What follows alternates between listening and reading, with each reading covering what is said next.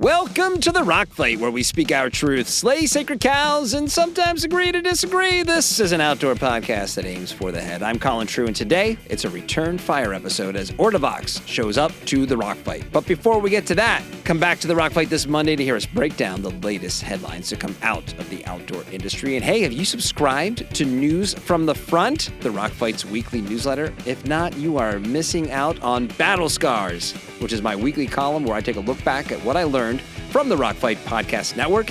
Head to rockfight.co and subscribe today. And lastly, be sure to come back next Tuesday for Open Container and Wednesday for Adventure Headlines here on the Rock Fight with Shante Salabert.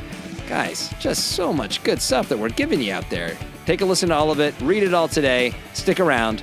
We'll be right back. Welcome to the Rock Fight, Rock Fight, Rock Fight.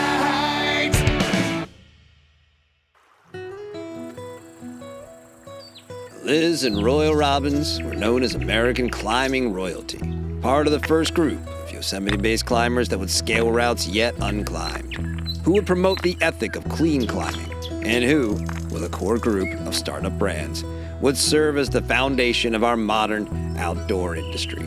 From their very first pair of shorts that could boast a true climbing functionality, Royal Robbins has become synonymous with comfort, versatile wear for the modern adventurer. From Rock Craft Productions coming spring 2026 to a specialty store near you, Royal Robbins presents Being Royal Robbins. It's the story of how the Royal Robbins men's desert pucker became an icon and spawned the new Camino pucker. And it's the story of how an innovative brand launched mosquito protection technology to keep you protected without the use of chemicals, and why the Salif hoodie is possibly the most unique hoodie in our outside world. And how you can experience this uniquely American story of adventure through the thoughtful clothing choices of Royal Robbins. Available for streaming everywhere you find actual water-based tributaries. Being Royal Robbins, because nature and adventure are good for the soul. In the store aisles, a quiet revolution is happening. With Endeavor, frontline staff aren't just selling products, they're building trust, making connections, and turning browsers into loyal customers. Let's see how. He didn't know which brand he wanted, just that the trail ahead was rocky. But she knew, because she'd trained for this moment right on her phone. A quick conversation, a confident recommendation, and a perfect fit hiking boot later, he's ready for his trip. That's right, she's a shop floor hero! It may be lunchtime, but between sandwich bites, he learned about fog fighting tech and snow goggles. An hour later, that knowledge helped a customer pick the perfect pair and add a helmet too. Learning on the go, selling with certainty, adding value. Yup, he's a shop floor hero!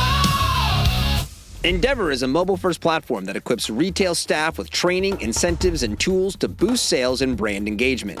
Brands gain insights, sell-through improves, while retail associates stay motivated. Ready to get started? Just head to endeavor.io, update your brand profile, and upload your dealer list to access the free features and, when you're ready, launch your first pay-as-you-go campaign. With flexible, scalable options, Endeavor turns everyday interactions into strategic wins. The result? Be a shop floor hero. Endeavor's here to stay. Shop floor hero. Sell-through is the way.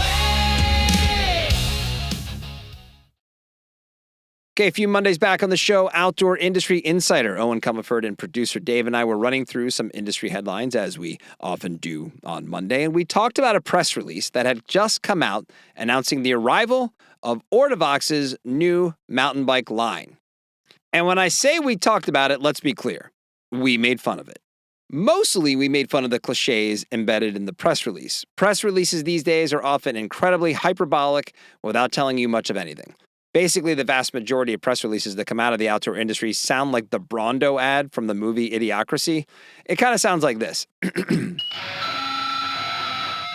Holy shit, brace yourself for what you're about to read. The outdoor world will never be the same again because today we're announcing the arrival of a new piece of apparel that looks and performs just like that other piece of apparel you already own. But our CEO is here, and he's going to tell you why this new piece of apparel is better for you, for the world, and will change the entire fucking game.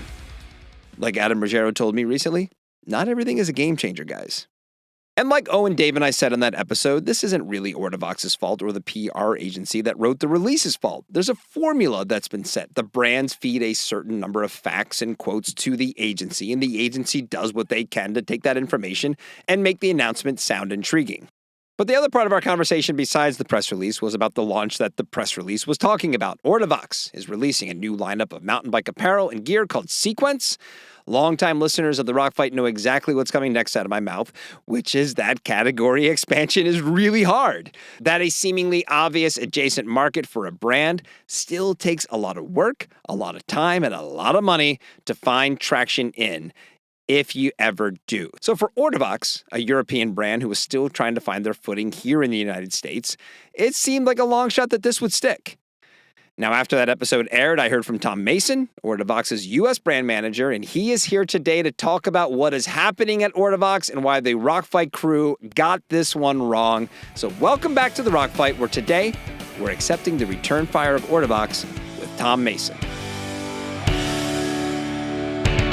All right, a couple of weeks ago, Ortovox found themselves catching a rock or two from us as they announced their new lineup of mountain bike gear and apparel called Sequence. And joining me today to tell me where we got it wrong or why we got it wrong is Tom Mason, the U.S. brand manager for Ortovox. Welcome to the show, Tom.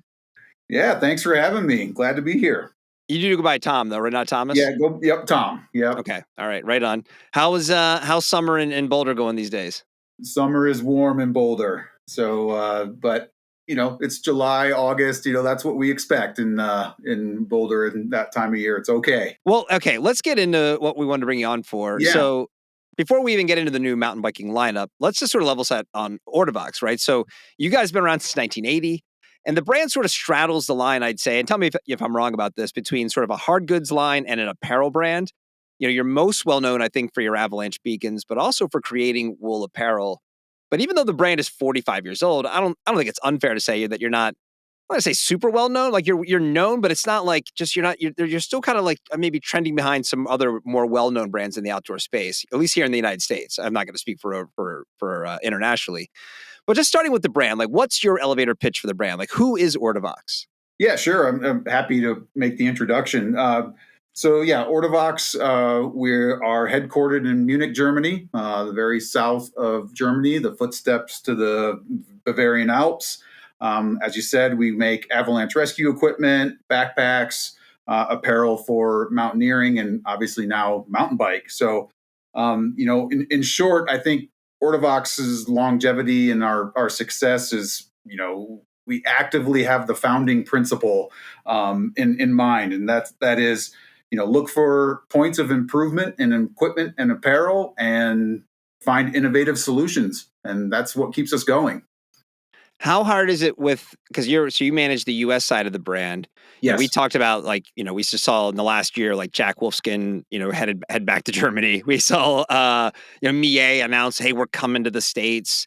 And it's, when we did an episode a few months ago, like the top 5 apparel brands. And when we were looking at sort of core outdoor, and I know you guys aren't just an apparel brand, but it's sort of a tough list to kind of crack where it's like, it's pretty steady in terms of like the brands you see and that, right? And so how much of a challenge is it like to kind of really try and establish yourself as a brand that's headquartered outside of the US to kind of show up here and try to like hang with such, big incumbents? Well, I would say we're privileged to have a long-term view, and you might hear me repeat that a couple times. Ortovox is not a new apparel brand.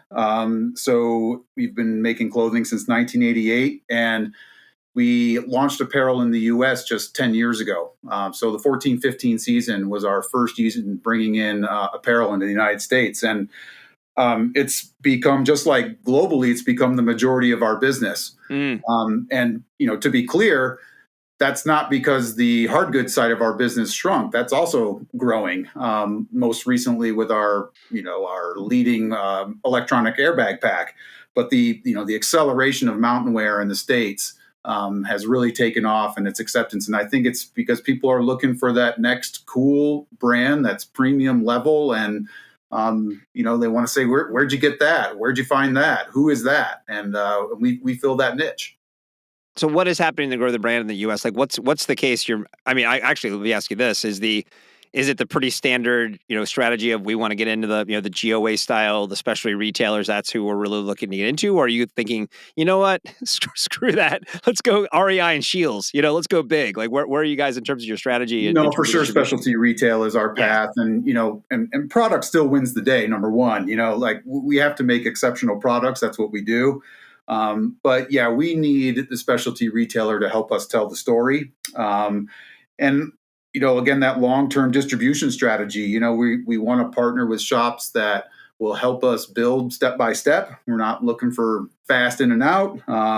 And we have also really, I would say, thoughtful approach to controlling inventory that comes into the United States. So the worst thing that can happen is you place our product at a specialty retailer and all of a sudden they're fighting a discount somewhere. That's not long-term view, and that's not going to work. So we have that in mind. I worked in small shops, and I kind of what would I like to see? So that's how I'm fortunate, like I say, that we take this long-term view, and I'm able to apply that and use that strategy here. Is there any advantage? I mean, are you guys making products specifically for the U.S.? I'm thinking, my mind's immediately now, like everything else, going towards our tariff situation, right? Is there almost an advantage to what you guys do in terms of, how you're currently set up that especially a retailer could lean into that this fall? Or are you going to be kind of facing the same challenges pretty much as everybody else? Speaking specifically here in the U.S. No, we have a global catalog. So no SMUs for the United States. So yeah, so far.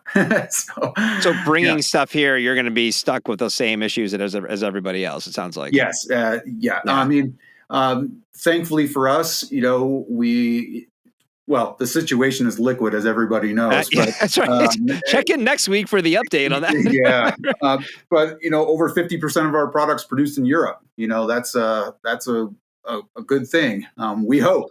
We'll see, right? So, but quality-wise and short production routes and that kind of thing, that's the real impetus of having production in Europe. But that makes us special. Well, let's talk about the mountain biking lineup, because I had some follow-up questions, I think, more on retail, but I think it'll come up in this conversation too. So, yeah. All right, you guys are calling it Sequence. Mm-hmm.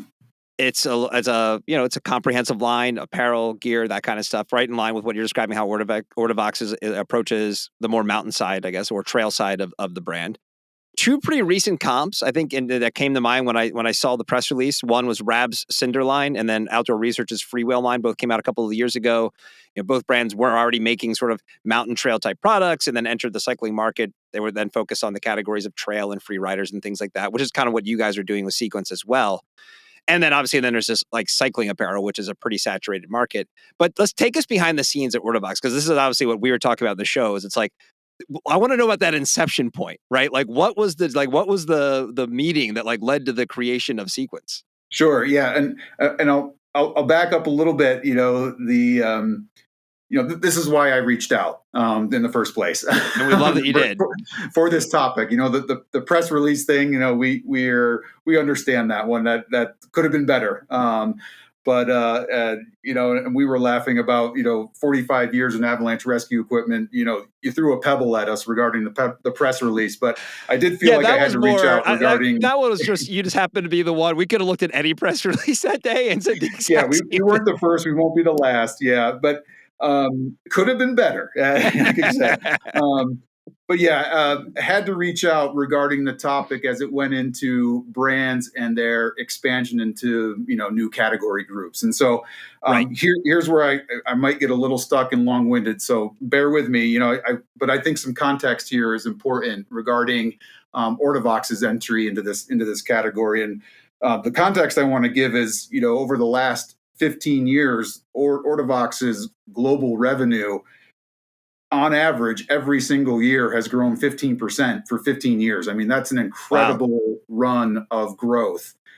And we said yes to mountain bike, but amidst all that growth, there's a lot of categories that we said no to. So the number of categories expansions in 15 years is one. So, I have a lot of respect for that. The temptation is to say yes when your brand has that kind of demand. And we said no a lot of the time. So why mountain bikes? So why now? So of course it starts with the customer's needs. So as a mountain brand, we think that we can have a good focus where we don't have to be all things cycling. We can just focus on mountain bike. It's a chance for us to do something new and fresh for the brand outside of the endemic backcountry skiing, free riding. And, so we say, the products should still have, of course, Ortovox DNA, but we want to give it a fresh look, a fresh feel, new avenues of innovation. So that's how we're looking at it. And I love Ortovox for that. That's impressive, by the way, because you're right. Especially if you are showing growth, a lot of times you see, and listen, and my colleagues on the Rock Fight, I think we're a little hardwired to be cynical with this because you see things fail a lot, and also I think in the outdoor world, there's real easy dots to connect. Like, oh, we could go do that, and it's like, well, hold on, are you prepared for what that's going to mean in order to eventually find success there? And that's sort of the knee-jerk reaction we had when we were kind of thinking about you guys entering the space. But I think for the fact is, if you can show that level of growth, that consistent level of growth, by the way, congratulations. And I mean that sincerely. That is not a small thing, especially for any business, let alone an outdoor business. We feel lucky. Yep. But to show that level of discipline too, to kind of like, hey, let's wait and find our spot. I think the thing that, and this is what I said about RAB and outdoor research too, it's such a served marketplace, right? And I think like right now we could probably go on like REI. I may have even said this on that episode. We can go on like rei.com and probably find like 100 discounted bike shorts, right? And like a bunch of bike jerseys, which is going to use, you can argue the quality of the fabrics that the jerseys and stuff are made out of or whatever. But at the end of the day, it's not hard to find stuff. And then on the flip side, for mountain bikers, I mean, you could show up at a group line and have on a really high-end kit and be standing next to somebody who showed up in the kit they procured at Goodwill, right? So it's kind of you look at a brand like Kitspo, who made incredible products trying to be sort of like the Rafa of mountain bike, and it didn't go real well for them because I don't think they maybe misunderstood how many customers they were actually out there who wanted to spend that much money on mountain bike stuff. Sure. So when you're thinking about, I see the dots you're connecting. We're a mountain brand. Summertime. This is a great opportunity. But when you're looking at the marketplace, how do you kind of aim to address that, I guess, and sort of make sure that you're differentiated enough so that retailers want to carry your stuff? It's a recipe, and I would go back to it's the same recipe that made our mountain wear successful here, and that is I call them the cooks in the Ortovox kitchen. They apply their technical expertise and detail and craftsmanship.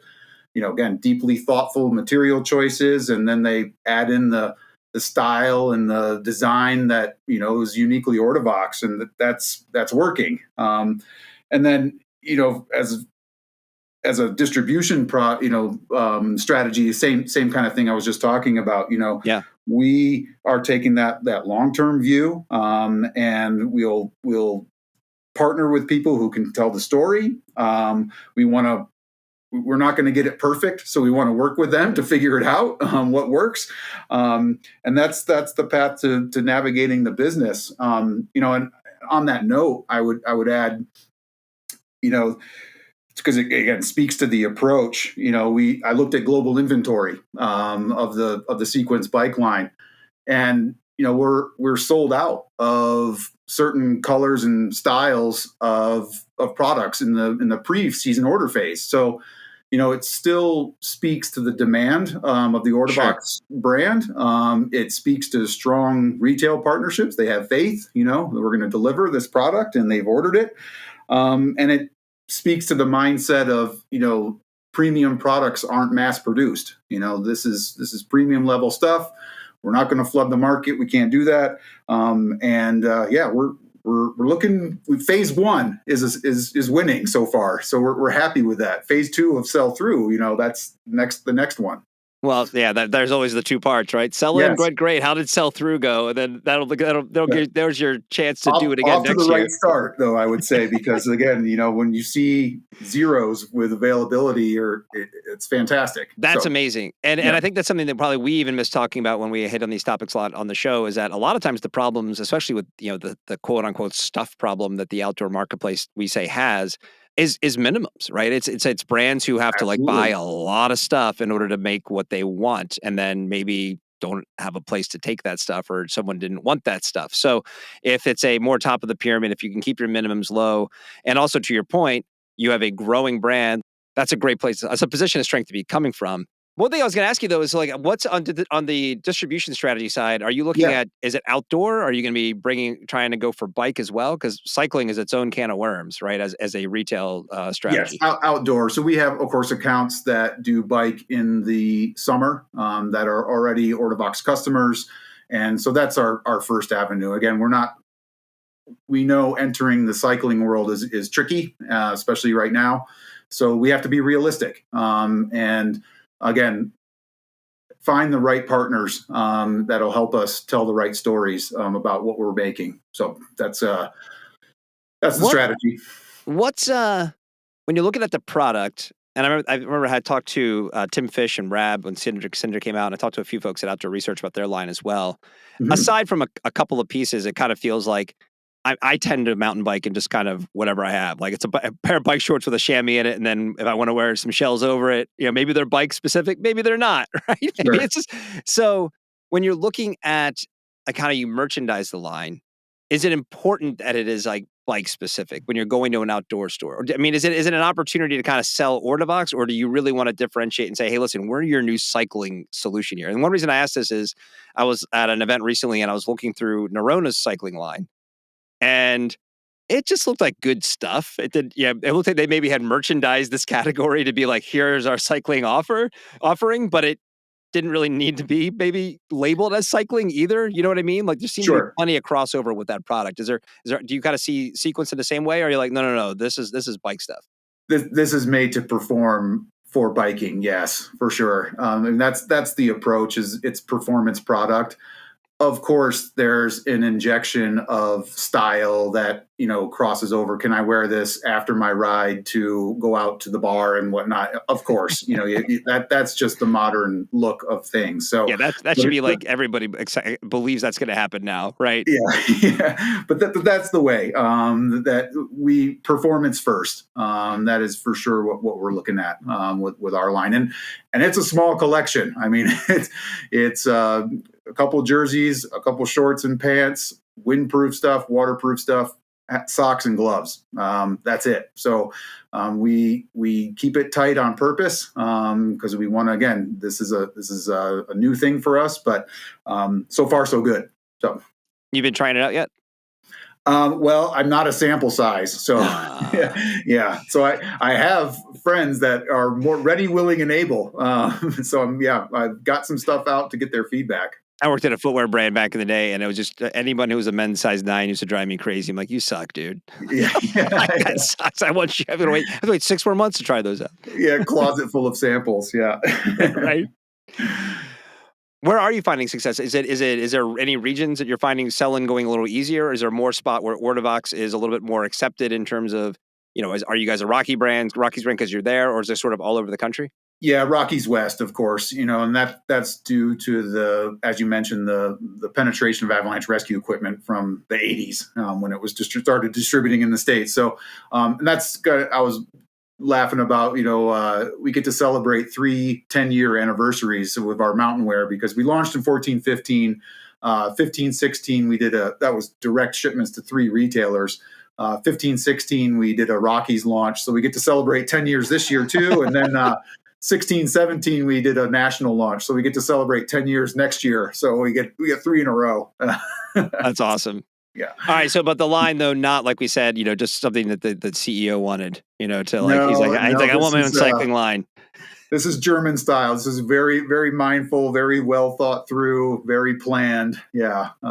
So that's the way we progress.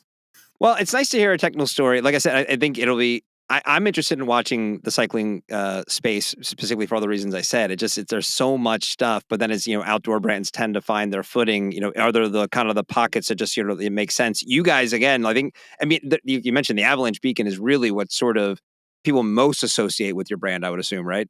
Yeah, avalanche beacons, airbag packs. Yep, the avalanche rescue side. So you're coming up on your big season, I would imagine. This is more. This is still a little bit of seasonal diversification here. Yes, we're ready for winter. Everybody needs to think snow out there. Awesome, man. Well, listen, I appreciate you hearing our criticisms and reaching out.